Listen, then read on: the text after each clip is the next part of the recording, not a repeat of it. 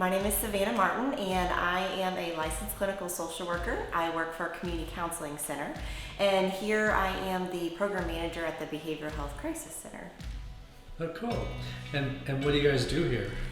So at the Behavioral Health Crisis Center, we are a short-term crisis stabilization facility, and so basically we are here to help people who are experiencing crisis. So we know that crisis happens at any time. It doesn't happen Monday through Friday, 8 to 5. Here at the Behavioral Health Crisis Center, we offer short-term crisis stabilization services. So we provide access to services when people are in crisis. Crisis doesn't happen Monday through Friday, 8 to 5. Crisis happens at any time. And so we are here 24/7 to provide support when people need it. When somebody is maybe feeling suicidal, having symptoms of depression, feeling really anxious, have had some recent life events that are just really stressing them out, we're here to help. We also help people who are struggling with co-occurring substance use disorders, mental health disorders, and definitely when somebody's having suicidal ideations. Well, at the Behavioral Health Crisis Center, we offer up to 72-hour stabilization services. So while somebody's here, they stay with us up to 72 hours. They have access to see our psychiatrist, counseling, individual counseling, group counseling, and they also see a certified peer specialist. We really focus on discharge planning, and so whenever somebody's leaving us, we want to make sure they have follow-up care because what happens when they leave here is very important. So we want to make sure they have access to counseling or a psychiatrist, whatever they may need to help them after they leave us. So the Crisis Center it goes back about 5 years ago, where a group of us learned about these that are opening up throughout the country. And so we took a trip to Tupelo, Mississippi, and a group of us were interested in the Crisis Stabilization Unit and explored it, and we wanted to bring it back to our area.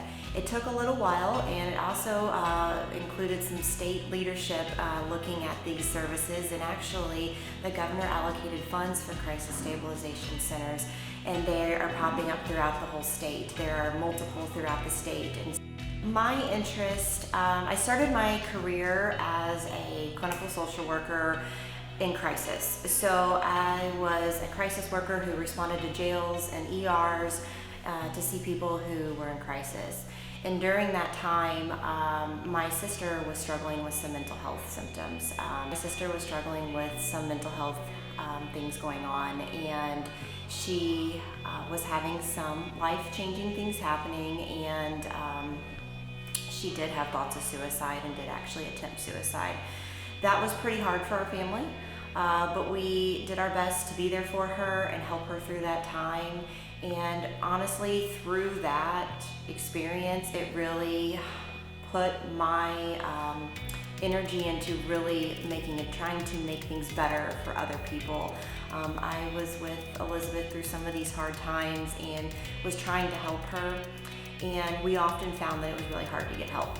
And I really wanted to try to find a way to get people help when they needed it. So we serve adults only, ages 18 and up, and we typically, our primary presenting problem that we see here is somebody with suicidal ideations. But we do often see people who have co-occurring substance use disorders, mental health disorders. We have a lot of people just struggling with life and just needing to get help to treatment, getting access to treatment. Another good thing about us is we do get funding through the state of Missouri, which is funneled through the Department of Mental Health, and so all of our services we provide free of charge, which is huge because sometimes people, when they're in crisis, it may be due to financial stress, and so they don't want to seek care because they may come out with large bills. So, our stabilization that we provide is free of charge. I'm Elizabeth Gabert, also known as Savannah's little sister. I have been known for that a lot, but it has been my biggest blessing. My sister is the reason I'm here today. She has helped me through my crisis situations. She has taken our personal story and advocated for not just myself, others, and the reason that we are sitting here today in the Behavioral Health Crisis Center. And I'm very proud. That nationally, it was determined that there are 3 basic models to look at having a well-rounded crisis response system. And that is a person to call, a person to respond, and a place to go. And so the person to call would be 988. That is a nationally recognized suicide and crisis hotline that can be called at any time. And then, the person to respond is, we have mobile crisis workers that can respond. And then a place to go is the Behavioral Health Crisis Center. I don't know, that probably didn't hit what I was wanting it to hit. But